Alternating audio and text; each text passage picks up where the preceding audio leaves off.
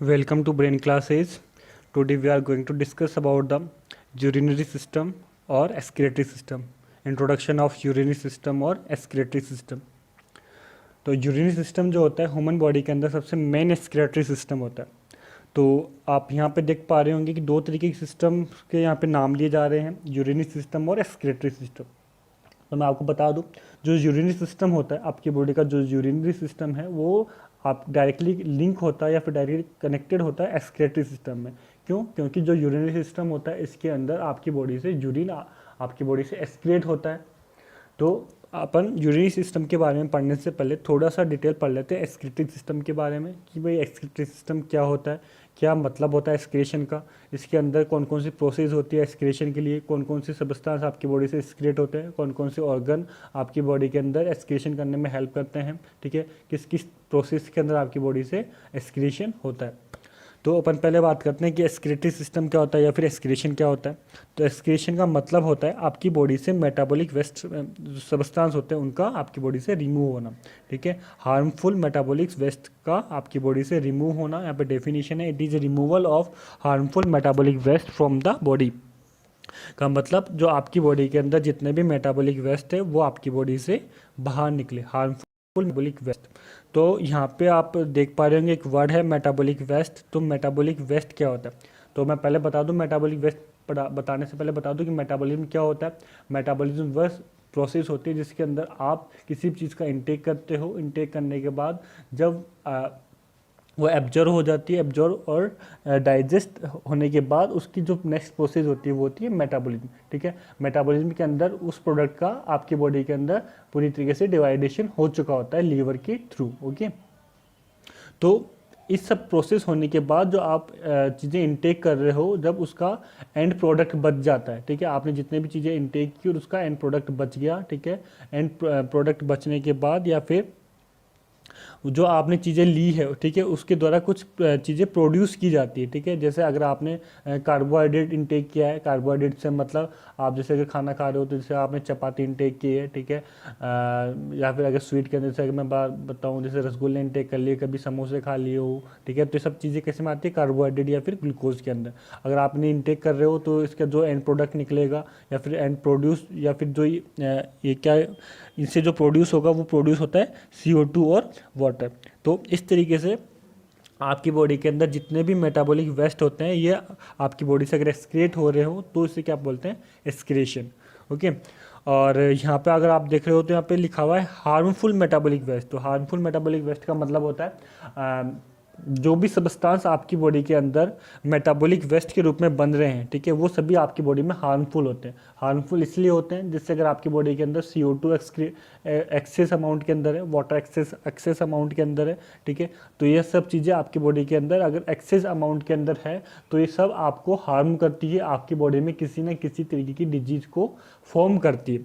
तो इन सब का आपकी बॉडी से एक्सक्रीट होना बहुत ज़रूरी हो जाता है। और इसके लिए इन सब आपकी बॉडी के अंदर इन सब चीज़ों को एक्सक्रीट करने के लिए अलग अलग तरीके के ऑर्गन्स है, अलग अलग तरीके की प्रोसेस होती है, तो जो अपन यहाँ पे देखने वाले हैं। तो नेक्स्ट अपन देखते हैं कि जो आप जैसे मेटाबॉलिज्म वेस्ट के बारे में आप समझ चुके होंगे कि मेटाबॉलिज्म वेस्ट क्या होता है। मेटाबॉलिज्म वेस्ट वह होता है जिसके अंदर आप जो चीज़ें इंटेक कर रहे हो उसका अगर वेस्ट प्रोडक्ट बन रहा है और वो आपकी बॉडी से बाहर निकल रहा है तो उसे अपन क्या कहते हैं? Metabolic waste. तो जैसा भी मैंने आपको बताया, अगर आप खाना इंटेक कर रहे हो तो उसका भी वो वेस्ट प्रोडक्ट के रूप में निकलता है। तो मैं बता दूं, अगर आप खाना इंटेक करते हो, ठीक है, खाना खाते हो तो उसका जब फिकाल मैटर बनता है, ठीक है, तो फिकाल मैटर जो बनता है वो मेटाबॉलिक वेस्ट के अंदर नहीं आ रहा है। अगर आप ये सोच रहे हो कि जो आप खाना खाते हो उसके बाद उसका जब फिकाल मैटर बनता है तो उसे भी अपन मेटाबॉलिक वेस्ट में इंक्लूड करते हैं या नहीं करते, तो मैं आपको बता दूं वो आपकी बॉडी से एक्सक्रीट जरूर होता है बट वो उसका मेटाबॉलिक वेस्ट नहीं बनता है। वो क्यों नहीं बनता? वो मेटाबॉलिक वेस्ट प्रोडक्ट क्यों नहीं होता है? वो इसलिए नहीं होता है क्योंकि जो फिकाल मैटर जो बनता है, ठीक है, जो फिकाल मैटर का जो सबस्टांस होता है वो उस फॉर्म का सबस्टांस होता है या फिर वह प्रोडक्ट होता है जिसका मेटाबॉलिज्म नहीं होता है, ठीक है। आप जो फूड इंटेक करते हो मेटाबॉलिज्म होने के बाद वो आपकी बॉडी के अंदर डिस्ट्रीब्यूट हो जाता है, बट जो सबस्टांस आपकी बॉडी के अंदर, ठीक है, मेटाबॉलिज्म नहीं हुआ है, वह फिकल मेटल फॉर्म के अंदर आपकी बॉडी से एक्सक्रीट होता है। तो आपका जो फिकल मेटल जो बनता है वो एक्सक्रीटरी मेटाबॉलिक वेस्ट प्रोडक्ट नहीं होता है। ओके, तो मेटाबॉलिक वेस्ट समझ गए होंगे, वो सब्सटेंस जो आपकी बॉडी के लिए यूजेबल नहीं है। सीधा सा मतलब ये देखिए कि जो सब्सटेंस आपकी बॉडी के लिए यूजेबल नहीं है तो वो सभी एक्सक्रीट आपकी बॉडी से होते हैं और इन्हें अपन मेटाबॉलिक वेस्ट के अंदर इंक्लूड करते हैं। तो अब अपन नेक्स्ट देखते हैं कि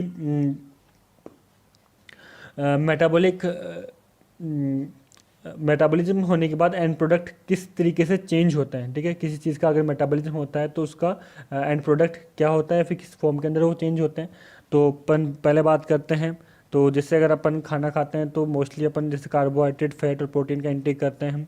ठीक है, तो अगर अपन बात करें कार्बोहाइड्रेट के बारे में, कार्बोहाइड्रेट जो कार्बोहाइड्रेट है, ठीक है, कार्बोहाइड्रेट से प्रोड्यूस होता है CO2 और वाटर। ठीक है, जनरली अगर आप कार्बोहाइड्रेट इंटेक कर रहे हो, कार्बोहाइड्रेट इंटेक करने के बाद जब उसका मेटाबॉलिज्म हो चुका होता है तो उसके मेटाबॉलिज्म होने के बाद कार्बोहाइड्रेट से जो एंड प्रोडक्ट निकलता है, ठीक है, वेस्ट प्रोडक्ट जो निकलता है वो होता है उसका CO2 और वाटर। नेक्स्ट अगर अपन बात करें फैट के बारे में बात करें तो फैट से जो वेस्ट प्रोडक्ट निकलता है, ठीक है, वेस्ट चीज़ें जो प्रोड्यूस होती है वो होती है CO2 और water, same as carbohydrate. Next अपन थर्ड बात करें प्रोटीन के बारे में, तो प्रोटीन से जो मेटाबॉलिक चीज़ें जो प्रोड्यूस होती है वो होती है नाइट्रोजनस वेस्ट। ठीक है, नाइट्रोजनस सबस्टांसेज प्रोटीन से प्रोड्यूस होते हैं, नाइट्रोजनस सबस्टांसेज प्रोड्यूस होते हैं। तो नेक्स्ट अपन देखें कि किस किस तरीके से ये आपकी बॉडी से निकलते हैं। कार्बोहाइड्रेट CO2, वाटर और नाइट्रोजनस वेस्ट आपकी बॉडी से किस तरीके से निकलते हैं। तो अपन पहले बात करते हैं CO2 के बारे में कि आपकी बॉडी से CO2 किस तरीके से आपकी बॉडी से एक्सेल आउट होता है या फिर किस तरीके से आपकी बॉडी से एक्सक्रीट होता है। तो पहले बात करते हैं CO2। तो जो CO2 होते हैं आपकी ब्रीथिंग से जब आप एक्सेल आउट करते हो, ठीक है, तब आपकी बॉडी से ये एक्सक्रीट होता है। एक्सेल आउट कैसे, जैसे आप सांस लेते हो, ठीक है, जब आप इनहेल करते हो तो ऑक्सीजन को इनहेल करते हो, ठीक है, यानी सांस लेते हो, और जब आप सांस छोड़ते हो, ठीक है, तब यानी कि आप एक्सेल आउट करते हो, तो आप CO2 को एक्सेल आउट करते हो। ओके, तो जो आपकी जो CO2 है, ठीक है, आपकी ब्रीथिंग से ये एक्सेल आउट होती है, ठीक है, या फिर ये कह सकते हैं आपकी ब्रीथिंग से ये एक्सक्रीट होती है। इसके अलावा आपकी जो आपकी ब्रीथिंग से एक्सेल आउट होने वाले सब्सटेंस है यूरिया और SCO3, जो यूरिया होते हैं, ठीक है, ये यूरिया जो यूरिक साइकिल के रूप में मैं इसे समझा दूंगा कि यूरिया किस तरीके से बनता है और ये किस तरीके से आपकी CO2 से बाहर निकलता है। और इसके अलावा जैसे बाइकार्बोनेट है, ठीक है, बाइकार्बोनेट ये आपके जो वाटर होते हैं, ठीक है, वाटर और कार्बन डाइऑक्साइड इससे कनेक्ट इसके जब इनके कनेक्ट होने से आपके SCO3 यानी कि बाइकार्बोनेट्स बनते हैं और ये भी आपकी एक्सेल आउट करने से बनते हैं। ठीक है, नेक्स्ट बात करते हैं अपन H2O के बारे में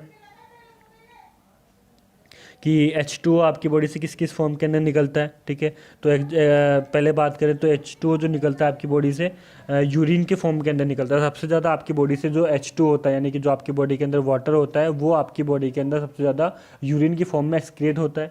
नेक्स्ट बात करें अपन स्वेट, ठीक है, जो स्वेट होता है, ठीक है, वाटर आपकी बॉडी में होता है वो स्वेट की फॉर्म में भी आपकी बॉडी से एक्सक्रीट होता है।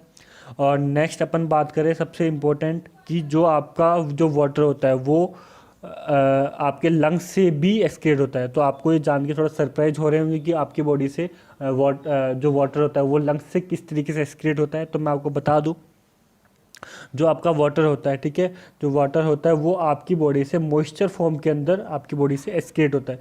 और पूरे दिन के अंदर यानी कि 24 घंटे के अंदर आपके जो दोनों लंग्स होते हैं ये 400 ml वाटर को एक्सेल आउट करते हैं। ठीक है, आपकी बॉडी से एक्सक्रीट करते हैं इसको। ठीक है, और किस फॉर्म के अंदर निकलता है वाटर, मॉइस्चर फॉर्म में। मॉइस्चर का मतलब थोड़ी सी नमी बनाए रखने की फॉर्म के अंदर ये निकलता है आपकी बॉडी से। नेक्स्ट अपन बात करें नाइट्रोजनस सब्सटेंसेस की। नाइट्रोजनस सब्सटेंस आपकी बॉडी से किस फॉर्म में निकलते हैं। तो जो नाइट्रोजनस सब्सटेंस निकलते हैं ये अमोनिया, यूरिया और यूरिक एसिड के अंदर कन्वर्ट होकर आपकी बॉडी से एक्सक्रीट होते हैं। ठीक है, नेक्स्ट अब नेक्स्ट बात करें तो जो आपका एक्सक्रीटरी सिस्टम होता है, ठीक है। एक्सक्रीटरी सिस्टम जो होता है ये इसके अंदर दो तरीके से ऑर्गन्स इंक्लूड किए गए हैं। दो तरीके से ऑर्गन्स होते हैं, यानी कि इसके वर्किंग के अकॉर्डिंग, ठीक है, फिजियोलॉजिकल वर्किंग के अकॉर्डिंग एक्सक्रीटरी सिस्टम को टू टाइप्स में डिवाइड किया गया है। फर्स्टली प्रिंसिपल एक्सक्रीटरी सिस्टम और सेकेंड एक्सेसरी एक्सक्रीटरी सिस्टम। तो अगर आप इस वीडियो को यहाँ तक पहुँच चुके हैं तो अगर आपको वीडियो अगर समझ में आ रहा है तो आप वीडियो को लाइक करें, शेयर करें और सब्सक्राइब करें हमारे चैनल को, जिससे हम आगे और वीडियो डालते रहे तो आपको पता रहे। ओके, तो अपन बात करते हैं वापस से एक्सक्रीटरी सिस्टम के बारे में। एक्सक्रीटरी सिस्टम को फिजियोलॉजिकली टू फॉर्म में डिवाइड किया गया है, टू पार्ट्स में डिवाइड किया गया है। First principle excretory system, second accessory excretory system. तो जो आपका प्रिंसिपल एक्सक्रीटरी सिस्टम है इसके अंदर ओनली वन ऑर्गन इंक्लूड किया गया है, वो है किडनी, ठीक है। तो जो किडनी होता है, ठीक है, किडनी से आपकी बॉडी से मोस्टली यूरिन एक्सक्रीट होता है, ठीक है। इसके लिए अलग से प्रोसेस है, इसके लिए एक अलग से सिस्टम रेडी किया गया है जिसे अपन बोलते हैं यूरिनरी सिस्टम। जो अपन ने स्टार्ट किया था, स्टार्ट करने के बाद अपन एक्सक्रीटरी सिस्टम पे पहुंचे थे। तो जो किडनी होती है, ठीक है, ये यूरिन को बनाने में हेल्प करती है और यूरिन को आपकी बॉडी से एक्सक्रीट करने में हेल्प करती है। नेक्स्ट अपन बात करते हैं एक्सेसरी एक्सक्रीटरी सिस्टम। तो एक्सेसरी एक्सक्रीटरी सिस्टम के अंदर 4 ऑर्गन्स इंक्लूड किए गए हैं। First is skin, second is lungs, third is liver and last fourth is large intestine.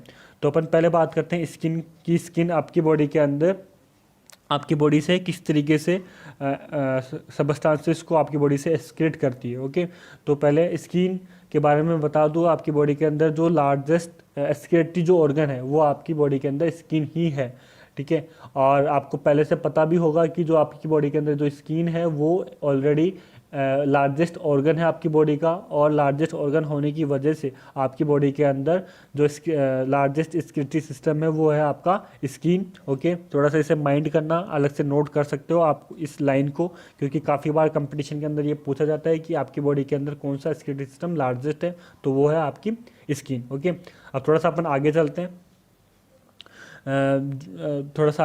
तो आपकी बॉडी के अंदर आपकी जो स्किन होती है उसके अंदर एक ग्लैंड प्रेजेंट होती है जिसे अपन बोलते हैं स्वेट ग्लैंड, ठीक है।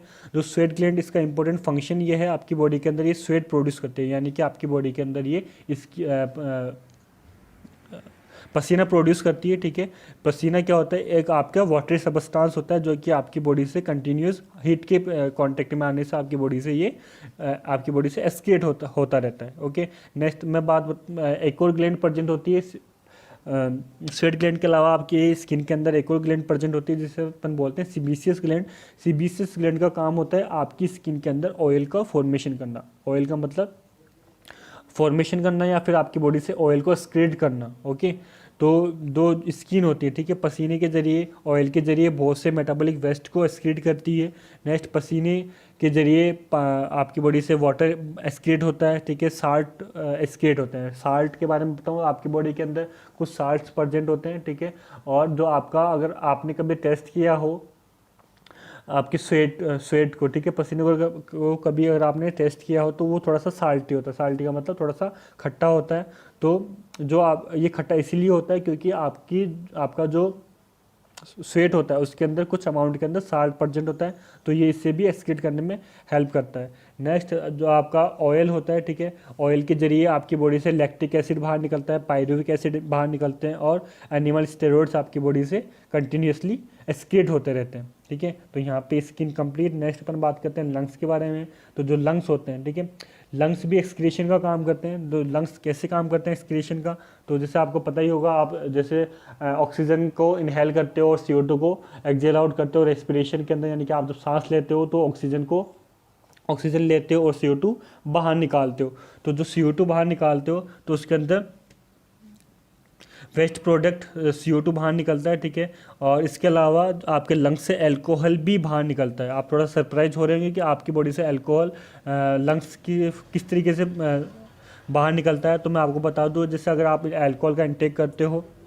और शायद आप में से कईयों ने किया भी होगा अल्कोहल का इंटेक, और कई तो बहुत ज़्यादा शौकीन भी होंगे अल्कोहल के, तो जो आप अल्कोहल इंटेक करते हो तो वो आपके स्टोमक के अंदर जाता है, स्टोमक से आपके इंटेस्टाइन में जाके वहाँ पे वो एब्जॉर्ब होता है, फिर वहाँ से एब्जॉर्ब होने के बाद सीधे आपके ब्लड के अंदर जाता है, ब्लड में जाने के बाद वो सीधा आपके जाता है हार्ट के अंदर, हार्ट से आपके लंग्स के अंदर पहुँचता है, ठीक है। तो और लंग्स में पहुँचने के साथ ये आपकी ब्रीथ के साथ रिमूव होता है।